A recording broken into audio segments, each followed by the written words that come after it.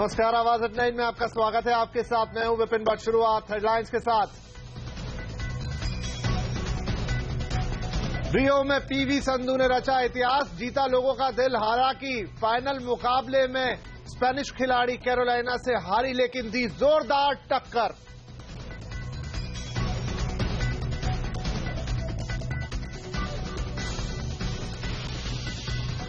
नया RBI governor के चयन में नया मोड़, सर्च कमेटी को सौंपी गई चयन की जिम्मेदारी। कमेटी जल्द करेगी नामों की सिफारिश। आज हुई सर्च कमेटी की पहली मीटिंग। सीएनबीसी आवाज की एक्सक्लूसिव खबर। फोर्टिस हेल्थ केयर से अलग होगा डायग्नोस्टिक कारोबार, बोर्ड ने दी डीमर्जर की मंजूरी। हफ्ते के आखिरी दिन दायरे में रहा शेयर बाजार। निफ्टी 8,660 के ऊपर बंद। बैंकिंग और मिड कैप शेयरों में खरीदारी। दाल की बढ़ती कीमतों से परेशान सरकार की सख्त कार्रवाई की चेतावनी। मुनाफाखोर दाल के खुदरा कारोबारियों पर कसा जाएगा शिकंजा। बंद होगी askme.com, 4,000 कर्मचारियों की होगी छटनी।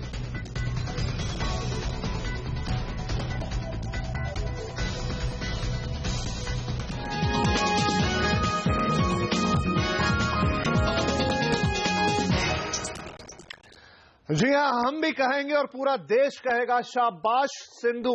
अब से कुछ ही पल पहले खत्म हुआ है रियो में चल रहा जोरदार मुकाबला, जिसमें दुनिया की नंबर 1 खिलाड़ी कैरोलिना मरीन को भारत की पीवी संधू नहीं हरा पाई। लेकिन रजत पदक से जरूर संतोष करना पड़ेगा। लेकिन जिस तरह आज सिंधु ने खेल दिखाया है, उन्होंने गजब ही किया और पूरे देश का दिल जीत लिया है। विश्व की नंबर 1 खिलाड़ी को कांटे की टक्कर दी उन्होंने। पहला सेट बहुत ही जोरदार मुकाबले में 19-21 से अपने नाम किया। हालांकि दूसरे सेट के दौरान जरूर सिंधु थोड़ी दबाव में नजर आई, या कहें कि कैरोलिना ने बहुत अच्छा खेल दिखाया। करीब 12 पॉइंट के 10 के मुकाबले 21 पॉइंट से उन्हें हरा दिया। लेकिन तीसरे गेम में एक बार फिर सिंधु ने जोरदार वापसी की। तीसरे गेम में भी पिछड़ने के बाद वो 10-10 की बराबरी पर गेम को लेकर आई। उसके बाद भी लगातार कांटे की टक्कर चली, लेकिन आखिरी में कैरोलिना का अनुभव थोड़ा ज्यादा काम आया। विश्व की नंबर 1 खिलाड़ी हैं। कुछ मामले में उन्होंने पीवी संधू से बेहतर स्किल्स दिखाए और ये स्वर्ण पदक जीत लिया है। लेकिन पीवी संधू रजत पदक जीतने वाली भी पहली महिला बन गई हैं भारत की तरफ से। अब हमारे साथ वरिष्ठ खेल पत्रकार मलय नीरव साहब जुड़ गए। नीरव साहब, हमने शाम को भी बातचीत की थी कि किस तरह का मुकाबला होगा। आपको लगता है भले ही गोल्ड मेडल ना जीत पाएंगे पीवी संधू, लेकिन जो टक्कर दी है उन्होंने दुनिया की नंबर 1 खिलाड़ी को, वो गजब की थी। देखिए, गोल्ड मेडल तो सिर्फ एक ही खिलाड़ी को मिल सकता था और वो इनके हाथ से फिसल गया, बस इतना समझ लीजिए। लेकिन जिस ग्रिट का, जिस डिटर्मिनेशन का, जिस वो ताकत का इन्होंने परिचय दिया है पीवी सिंधु ने, एक मिसाल कायम की है भारत की बेटियों के लिए, खासकर उनके लिए जो बैडमिंटन को अपना करियर बनाना चाहती हैं। उन्होंने ये सिद्ध किया है कि दुनिया की नंबर 1 खिलाड़ी को भी वो एक गेम में, पहले ही गेम में मात दे सकती हैं। हार जीत तो होती रहती है, लेकिन बहादुरी के साथ अगर आप लड़ते हैं और हार भी जाते हैं तो वो कोई जीत से कम नहीं है। ये पहली बार है कि एक महिला खिलाड़ी को, भारत की एक महिला खिलाड़ी को इंडिविजुअल इवेंट में एक सिल्वर मेडल मिला है और ये बहुत बड़ी बात है। ये हमें इसका अफसोस नहीं होना चाहिए कि गोल्ड हमारे हाथ से निकल गया। हमें गर्व होना चाहिए कि गोल्ड हमारे हाथ से निकला भी तो बहुत ही आसानी से नहीं गया और हमने लड़ के उसको पाने की पूरी कोशिश की। जहां तक खेल का सवाल है, अगर आप पूछेंगे मुझसे, तो शुरू से ही मुझे ऐसा लग रहा था कि आज कैरोलिना मरीन बहुत जबरदस्त स्ट्रैटेजी के साथ उतरी थी। उनकी जो गेम की पेस थी, जो तेजी उन्होंने दिखाई, जो उनकी प्लेसमेंट थी और उनका जो फुर्तीला कोर्ट कवरेज है, उसका उन्होंने पूरा फायदा उठाया। हालांकि सिंधु बार बार लौटने की कोशिश करती रही, लेकिन सिंधु की खेल में आज वो आक्रामकता की जरा सी कमी दिखी। हो सकता है कि ये उनकी स्ट्रैटेजी का एक हिस्सा हो सकता है कि उनको उनके कोच ने ऐसा बताया हो, मगर कुल मिलाकर मैं ये कह सकता हूं कि भारतीय खेल के लिए आज का दिन जितना गौरवशाली दिन है, it's a proud moment for Indian sports. तो जैसा गेम को अगर हम थोड़ा बारीकी से देखें, पहले सेट में भी सिंधु पिछड़ गई थी, लेकिन बहुत शानदार कमबैक किया और उनके हाथ के नीचे से निकाल के ले गई कैरोलिना के नीचे पहला सेट। दूसरे सेट में जरूर कैरोलिना ने बहुत जोरदार कमबैक किया, सिंधु पूरे सेट में कहीं उनको पिछाड़ नहीं पाई, पूरी तरह से दबा दिया उन्होंने। लेकिन तीसरा सेट जो सबसे इंपॉर्टेंट सेट था, बहुत कांटे की टक्कर रही। वो कौन सा डिसाइडिंग मोमेंट रहा जिसे मैच पॉइंट कहें या टर्निंग पॉइंट कहें, जहां से फिर आपको लगा कि ये गेम अब सिंधु के हाथ से निकल गया? देखिए, जो दूसरा गेम जो था वो ऐसा था जिसमें कि ऑफ कलर थी हमारी सिंधु, ऑफ कलर थी। और एक मिनट रोक रहा हूं नीरज साहब, विजय गोयल खेल मंत्री कुछ कह रहे हैं सिंधु के ऊपर, वो सुन लेते हैं। की मेहनत और उनका कॉन्फिडेंस देखने को मिलता था। उन्होंने बहुत से पॉइंट कवर किए और मैं समझता हूं कि एक टाइम पर तीसरे सेट में वो 10-10 पर भी आ गई थी। पर जो मारिन है वो नंबर 1 की खिलाड़ी है और सिंधु की रैंकिंग वो नहीं थी, पर सिंधु ने जिस तरीके से उसका मुकाबला किया है, मैं समझता हूं आज सिंधु नंबर 2 की रैंकिंग पर आ गई है। हमारे लिए बड़ी गर्व की बात है कि एक जगह साक्षी मलिक जीतती हैं, दूसरी तरफ पीवी सिंधु सिल्वर मेडल जीतती हैं। पहले सेट में जीत के बाद आपको लगा था कि? हाँ, मुझे तो पूरा लगा था कि वो दूसरा सेट भी जीत लेंगी, कम से कम इस मैच को वो पूरा जीत लेंगी। और पहले सेट के अंदर भी वो काफी पीछे थी, पर जिस तरह से उन्होंने कवर अप किया तो वो कभी भी फाइट को छोड़ती नहीं है, ये उनका कॉन्फिडेंस बोलता है। दूसरे सेट तो देश के खेल मंत्री भी तारीफ कर रहे हैं जिस तरीके से पीवी सिंधु ने आज अपना खेल दिखा। भला साहब, जो हम बातचीत कर रहे थे कि वो क्या टर्निंग पॉइंट रहा, हालांकि एक बार हमने देखा कि स्पेनिश जो खिलाड़ी थी कैरोलिना, उनके पांव में भी कुछ मोच आई, हमें लगा कि शायद अभी कमबैक नहीं कर पाएंगी, लेकिन वो चोट थी, मोच थी, उसके बावजूद भी उन्होंने खेल पे अपनी पकड़ नहीं छोड़ी। तो कहां आपको टर्निंग पॉइंट लगा जहां सिंधु के हाथ से मैच फिसल गया? बिल्कुल, जब थर्ड गेम चल रहा था, निर्णायक गेम जब चल रहा था, उसमें 10-10 की बराबरी के बाद ऐसा लगा जैसे सिंधु थोड़ा सा पिछड़ने सी लगी। और जब वो 13-14 पर पहुंच गई कैरोलिना, तो फिर उसके बाद सिंधु थोड़ी सी पस्त सी दिखी।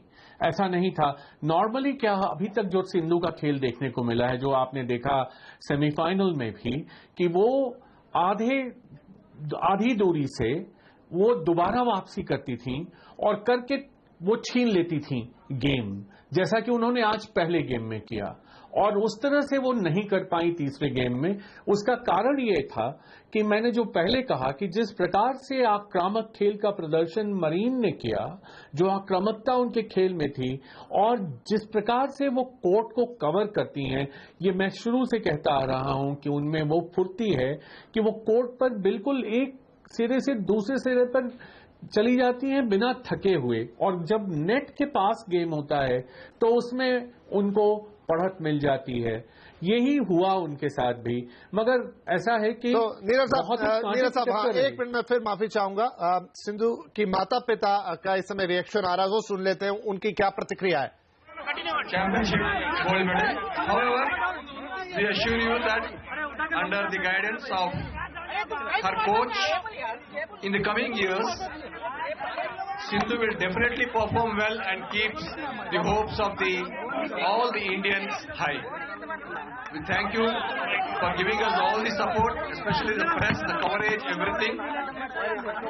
And thanks to all the staff, especially the coach Gopi, his composing staff, for giving us a silver medal to our country. Thank you.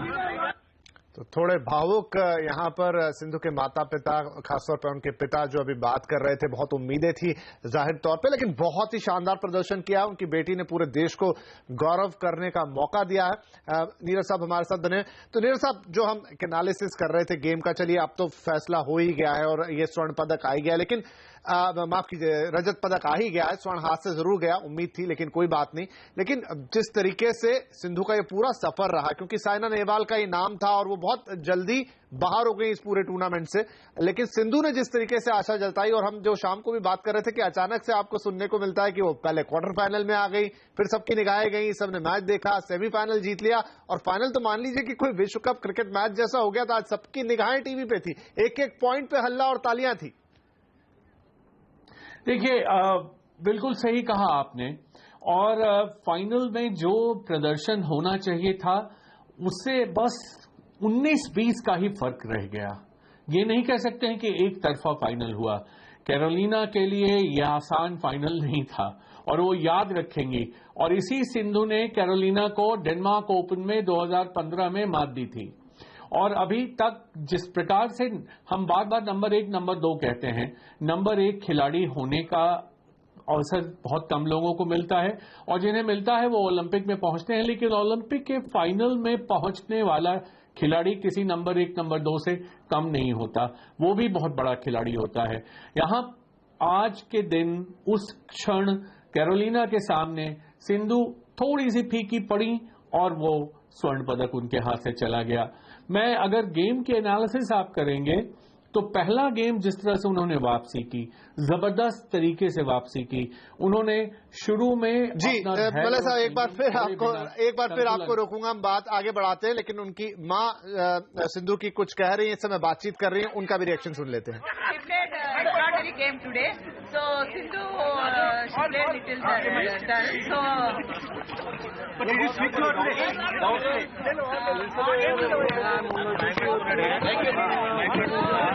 She'll be her answer. But every day you not expect way of game. What did you say today? पिता हमने देखा थोड़े भावुक नजर आ रहे थे, लेकिन मां प्रसन्न है, खुश हैं कि बेटी ने रजत पदक जीता है और फाइनल्स खेली और इतना जोरदार फाइनल खेली। नीरज साहब बात को आगे बढ़ाते हैं। तो जो हम बात कर रहे थे, मैं एक बात कहूं, क्या आखिरी में जाके नर्व गेम हो गया था और उस नर्व गेम में कहीं सिंधु, क्योंकि शॉट्स तो अच्छे खेल रही थी, कुछ जगह थोड़े जजमेंट उनके गलत हो गए, उनको लगा कि इन गिरेगी, आउट गिर गई, 2-3 बार ऐसा उनके साथ होते देखा, तो क्या कहीं नर्व गेम में थोड़ा पिछड़ गई? स्किल सेट की तो शायद कमी नहीं थी। नर्व गेम तो अंत में नहीं, शुरू से ही था। इससे ज्यादा बड़ा गेम ऑफ नर्व्स क्या हो सकता है जब आप ओलंपिक के फाइनल में पहुंचे हो और आपके सामने दुनिया की नंबर 1 खिलाड़ी हो। इससे ज्यादा तो हो नहीं सकता। लेकिन जो अंत में जो बात हुई वो ये हुई कि कैरोलिना ने अपना आक्रमण जारी रखा। कुछ अनफोर्स्ड एरर्स भी बीच बीच में हुए। कई बार उसने नेट पे परेशान किया सिंधु को, इसमें कोई शक नहीं, और उसने कोर्ट को बहुत अच्छे से कवर किया। और जिस तरह के स्मैशेस सिंधु के रैकेट से निकलते हुए हमने इस ओलंपिक्स में देखे हैं लगातार, आज वैसे कम देखने को मिले। ये भी एक कारण मैं समझता हूं कि जिससे कि आक्रामकता में थोड़ा पैनापन, उसका एग्रेशन जो है वो थोड़ा सा फीका सा था कई बार। मगर ऐसा नहीं है कि कोई उसके लिए उनकी प्रशंसा नहीं की जानी चाहिए। एक जबरदस्त मुकाबला, कांटे की टक्कर, जीतना तो एक ही को था, 2 लोग जीत नहीं सकते थे। और कैरोलिना ने भी जान लगा दी थी। स्पेन में ये लड़की गर्ल नडाल की रूप में जानी जाती है, नडाल गर्ल। जिस तरह से मर्दों में राफेल नडाल है टेनिस में, ये महिलाओं में इसको वही दर्जा दिया जाता है। इसके जो आइडल हैं, जो जिसको ये सबसे ज्यादा मानती है, वो भी राफेल नडाल हैं। स्पेन में बैडमिंटन नहीं है।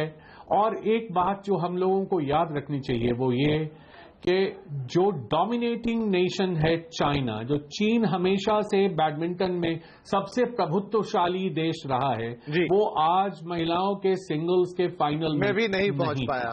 बिल्कुल बिल्कुल बिल्कुल नीरज साहब। तो चलिए, बहुत की दीवार गिरी है जी, चीन की दीवार गिरी है और भारत का वर्चस्व बड़ा है। और जो अच्छे खेल की जीत हम कहेंगे हुई, लेकिन भारत के लिए बहुत गौरव का क्षण कि आज स्वर्ण पदक पीवी सिंधु ने भारत के लिए जीता है बैडमिंटन में। बहुत शुक्रिया नीरज साहब हमारे साथ शामिल होने के लिए, और हम एक बार फिर कहेंगे शाबाश सिंधु।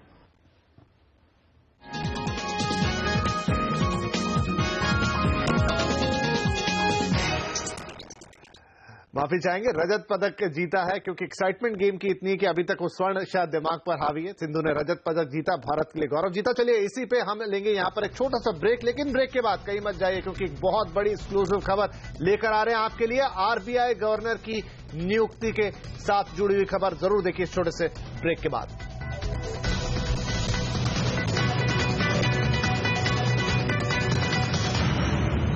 रिजर्व बैंक के नए गवर्नर के चयन के मामले में अब एक नया मोड़ आ गया है। सीएनबीसी आवाज को मिली एक्सक्लूसिव जानकारी के मुताबिक नए गवर्नर के नाम की सिफारिश करने की जिम्मेदारी सर्च कमेटी को सौंप दी गई है। आज सर्च कमेटी की इसको लेकर एक मीटिंग भी हुई। पूरी खबर जानने के लिए हम बात करेंगे ब्यूरो चीफ लक्ष्मण रॉय से। लक्ष्मण, आरबीआई के नए गवर्नर के चयन के मामले में क्या बड़ा बदलाव आया है? सर्च कमेटी वाला मामला क्या है?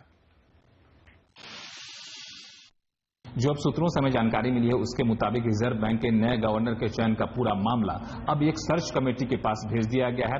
ये जो फैसला लिया गया वित्त मंत्री और प्रधानमंत्री के साथ बैठक में फैसला लिया गया है।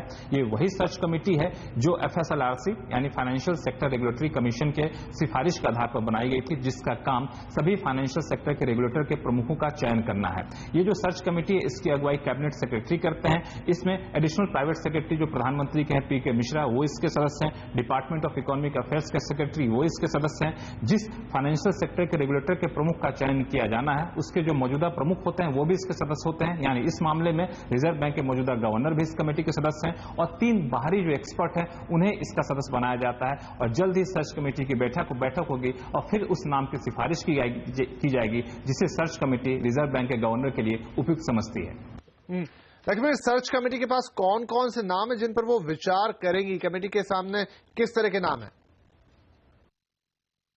हालांकि सर्च कमेटी के पास 5 से 6 नाम हैं। इनमें सबसे ज्यादा प्रबल दावेदार जो अभी मौजूदा डिप्टी गवर्नर रिजर्व बैंक के उर्जित पटेल हैं। इसके अलावा पूर्व डिप्टी गवर्नर सुबीर गोकरण का नाम भी इस प्रबल दावेदारों में से एक आ रहा है। इसके अलावा मुख्य आर्थिक सलाहकार जो वित्त मंत्री के हैं Arvind Subramanian, department of economic affairs के सेक्रेटरी शक्तिकांता दास, नीति आयोग के उपाध्यक्ष अरविंद पानागड़िया, ये तमाम नाम है जो रेस में है जिनके नामों पर सर्च कमेटी विचार करेगी। लेकिन सर्च कमेटी जो इस बार बैठी है इसकी खास बात यह है ये जो नाम है इन लोगों का इंटरव्यू नहीं करेगी सर्च कमेटी, बल्कि इन नामों के साथ क्या खासियत है, क्या कमजोरियां हैं, ये सर्च कमेटी अपने बताएगी और फिर उसके आधार पर 2 या 3 नाम प्रधानमंत्री के पास भेजेगी। प्रधानमंत्री के ऊपर निर्भर करता है इन 2 या 3 नामों में से किसे रिजर्व बैंक के गवर्नर के तौर पर नियुक्त करते हैं। हालांकि प्रधानमंत्री सर्च कमेटी की सिफारिशों को मानने के लिए बाध्य नहीं होते हैं। यहां पर सर्च कमेटी चाहे तो अपनी तरफ से कोई नया नाम भी सुझा सकती है।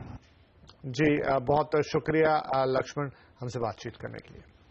फोर्टिस हेल्थकेयर ने बड़ी रिस्ट्रक्चरिंग का ऐलान किया है। इसके तहत कंपनी अपने डायग्नोस्टिक कारोबार को अलग करेगी।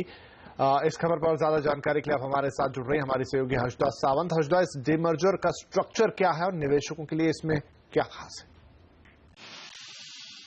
डीमर्जर के तौर पर ये याद रखना है कि फोर्टिस हेल्थकेयर और फोर्टिस मल्हार 2 लिस्टेड एंटिटीज हैं इस कंपनी की। और यहां पर जो स्ट्रक्चर आया है डायग्नोस्टिक बिजनेस जो एसआरएल के नाम से कारोबार करता है उसे फोर्टिस मल्हार में शिफ्ट किया जाएगा। फोर्टिस मल्हार जो हॉस्पिटल चलाता है उसका पूरा हॉस्पिटल का कारोबार करंट फोर्टिस हेल्थकेयर में शिफ्ट होगा। फिर 2 एंटिटी सामने निकल कर आएगी। एक होगी डायग्नोस्टिक काम जो फोर्टिस मल्हार के टैग नेम से इनिशियली दिखेगी और साथ ही साथ फोर्टिस हेल्थकेयर जिसमें तमाम हॉस्पिटल्स आएंगे। इसमें जो स्वैप रेशियो तय किया गया है उसमें यह साफ है कि Fortis Malhar SRL share holders को 10.8:1 के रेशियो में स्टॉक्स देगा। यानी कि अगर आपके पास एक फोर्टिस हेल्थकेयर का शेयर है आपको 10.8 स्टॉक्स मिलेंगे। साथ ही साथ हॉस्पिटल कारोबार के लिए 0.98:1 का रेशियो तय किया गया है। इंटरेस्टिंग होगा कि यहां से आगे अब कंपनी इन दोनों बिजनेसेस को कितने अग्रेसिवली ग्रो करेगी। याद रखिए कि फोर्टिस मल्हार के हॉस्पिटल बिजनेस को फोर्टिस हेल्थकेयर में लाने के लिए 43 करोड़ रुपए पेरेंट कंपनी यानी कि फोर्टिस हेल्थकेयर मल्हार को ट्रांसफर करेगी, वो देगी। लेकिन यहां पर इंटरेस्टिंग है कि वैल्यूएशन क्या रहेगी। ज्यादातर जानकार मान रहे हैं कि डायग्नोस्टिक बिजनेस अकेले 5,000 से 6,000 करोड़ पर वैल्यू किया गया है और इसके अलग होने से कॉम्पिटिटिवनेस इस कंपनी की बढ़ेगी। इसको एक अलग अग्रेशन से चलाया जाएगा। और हमें याद है कि काफी लिस्टेड प्लेयर्स हाल ही में जैसे डॉक्टर लाल पैथलैब्स हो या फिर थायरोकेयर हो लिस्ट हुए, तो एक अच्छी अपॉर्चुनिटी है एसआरएल डायग्नोस्टिक्स का भी वैल्यू अनलॉक हो और उसका पूरा फायदा शेयर धारकों को मिलेगा। वहीं जो इंटरनेशनल बिजनेस है जिसमें कुछ सिंगापुर वाले हॉस्पिटल शामिल है और एग्जिस्टिंग हॉस्पिटल्स जो भारत में भी फोर्टिस चलाती है वो एक अलग एंटिटी के तौर पर कारोबार की जाएगी। तो एक कंप्लीट बिजनेस डाइवर्सिफिकेशन और बिजनेस को आसानी से चलाने के लिए ये बड़ा कदम कंपनी ने लिया है। जी हर्षदा, बहुत शुक्रिया इस जानकारी के लिए। देश में बिना लाइसेंस के बिकने वाले पैकेज्ड पानी पर ब्यूरो ऑफ इंडियन स्टैंडर्ड सख्त हो गया है। बीआईएस ने साफ कहा है कि बिना आईएसआई मार्क के किसी भी पानी की बोतल को बिकने नहीं दिया जाएगा। सीएनबीसी आवाज ने आपको सबसे पहले बताया था कि देश में बिकने वाले 6000 में से सिर्फ 1500 पैकेज वाटर ब्रांड के पास फूड सेफ्टी रेगुलेटर फसाई और बीआईएस दोनों के लाइसेंस हैं। इसे लेकर असमंजस तब और बढ़ गया था जब फसाई ने बॉम्बे हाईकोर्ट में कहा था कि नेचुरल स्प्रिंग वाटर के लिए बीआईएस के लाइसेंस की जरूरत नहीं है। बीआईएस की डायरेक्टर जनरल अलका पंडा ने कहा है कि पैकेज वाटर कंपनियों के लिए लाइसेंसिंग के लिए प्रक्रिया को आसान कर दिया गया है। बीआईएस ने अपनी जो सर्टिफिकेशन स्कीम है उसको सिंपल करने के लिए एक सिंप्लीफाइड प्रोसीजर जो पहले भी होता था, जितनी भी कंपलसरी स्कीम्स मैंडेटरी प्रोडक्ट्स हैं उसके लिए भी ये सिंप्लीफाइड प्रोसीजर्स को लागू किया है। इसके लिए 30 दिन का टाइम निर्धारित किया है कि लाइसेंस देने के लिए, सब्जेक्ट टू कि एप्लीकेंट कोई देरी ना करे, तो 30 दिन के अंदर लाइसेंस और रेगुलर मॉनिटरिंग से इन डेडलाइंस का ध्यान रखा जाएगा। तो आवाज एट 9 में आज के लिए इतना ही, लेकिन एक बार फिर जाते जाते सीएनबीसी आवाज के साथ पूरा देश यही कहेगा कि शाबाश सिंधु। नमस्कार।